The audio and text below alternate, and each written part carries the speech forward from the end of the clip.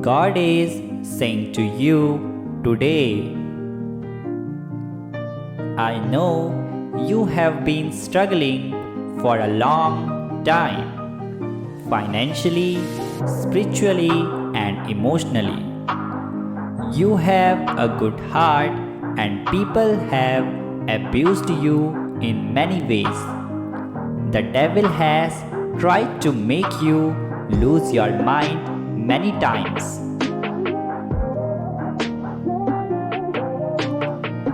You have been betrayed in many ways, yet you stand in the midst of your storms.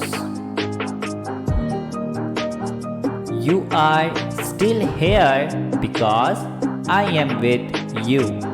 I will not allow any weapon that is formed against you to prosper.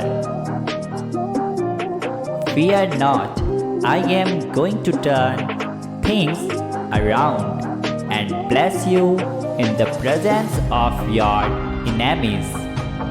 Hold on to your faith.